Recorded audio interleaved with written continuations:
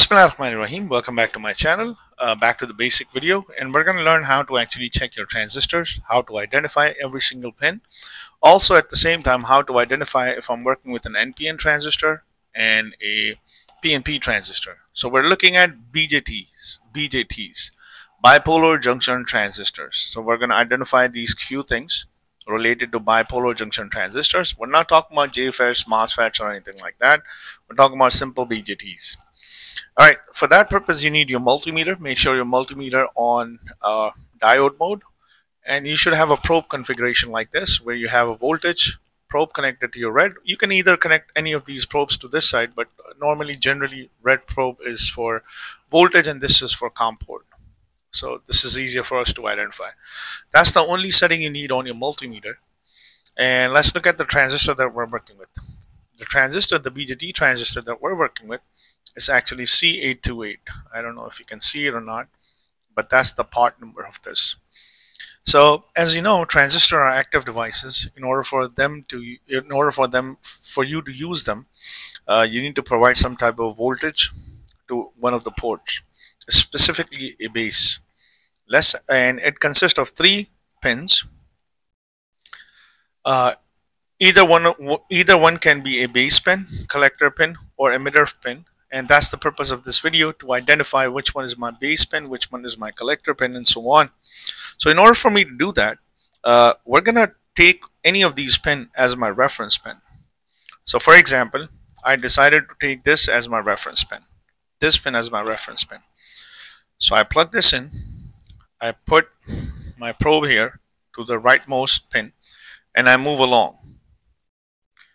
Alright, when I move along, I get 660 volts to the center pin.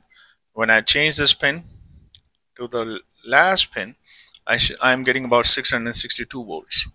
So 660 here, or 659, and 662 here, 661 here. Alright, so since I'm getting voltage on both of these pins, as this pin as being my reference pin, I know for sure this has to be my base pin. Why? Because base is connected to your collector and also at the same time emitter. But collector and emitter, both of them are not connected. Now let's say you decided to take the center pin as your reference pin. What value you should expect? Nothing, because they are not physically connected to each other.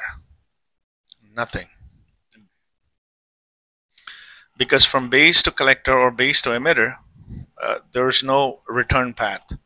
There's only one way of going from base to your collector and then from base to your emitter.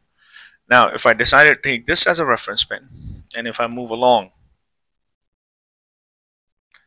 this as my reference pin, and if I move along to the pin configuration, I should not get anything, which I'm not getting anything. So I know for sure this thing has to be my base pin.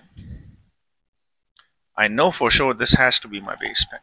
Alright, so now how do you identify which one is collector and which one is my emitter? Let's look at the voltage rating.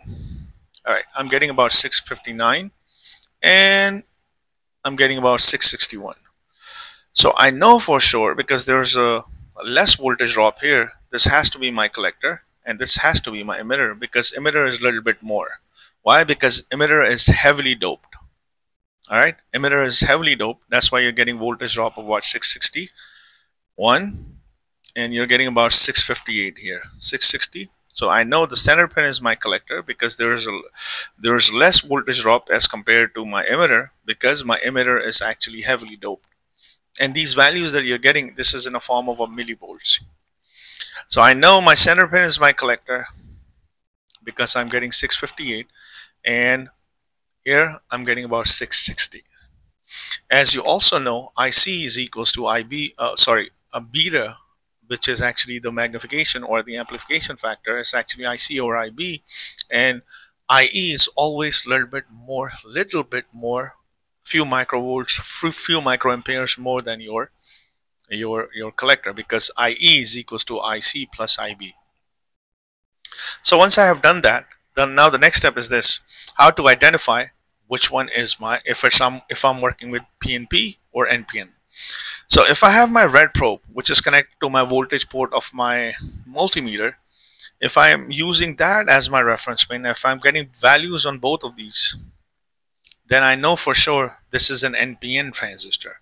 And if I were to flip it, if I was working with the PNP transistor, and if I were to flip this, and if I get value, my black probe on my base pin, and which is my reference pin, and if I move my multimeter on both of these ports, I should get value. Then I know for sure that I'm working with PNP transistor. So I hope you're getting it. So since this is my red probe, which is connected to the voltage port of my multimeter, if I'm taking this as a reference pin and I'm moving along, if I'm getting some voltage values, and I know I'm working with NPN, then if I flip this port, and if I were to move along, and if I do get some value, then I know for sure that I'm working with PNP transistor. All right, let's quickly look at the data sheet, and if we identify it correctly or not. Let's quickly look at it.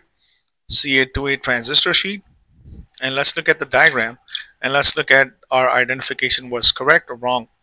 So just give me a minute. Indeed, we did identify it correctly, because this is my base, which is my this pin, this is my collector, and this is my emitter, and this is what the symbol of a BJT transistor look like. One more thing that you need to remember, and when you're working with these transistors, make sure you follow the biasing correctly. If you're using this as a transistor, or as a switch, or as an amplifier, biasing is very important. What type of a component you need to put across this transistor to fire it up.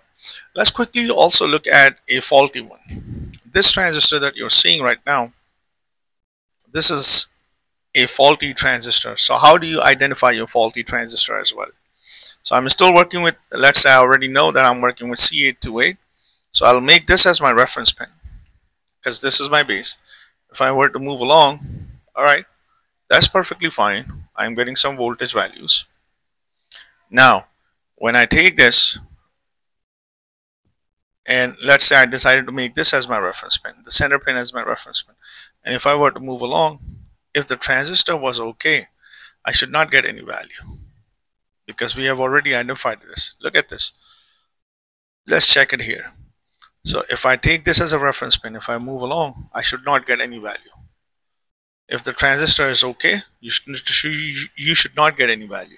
But look at this. If I take this as a reference pin, and if I move along, I am getting some value. That means this transistor is faulty. This one is an okay. This transistor is okay. So if I were to move along, I should not get any value, which I'm not getting any value in any of these ports. But look at this. If I make this center pin as a reference pin, I am getting some value. So which means this transistor is faulty. I need to remove it from my circuit, and so on. So I hope you like this small video. And if you have any questions, leave it in the comment section. Please don't forget to like and subscribe to my channel. And thanks for watching.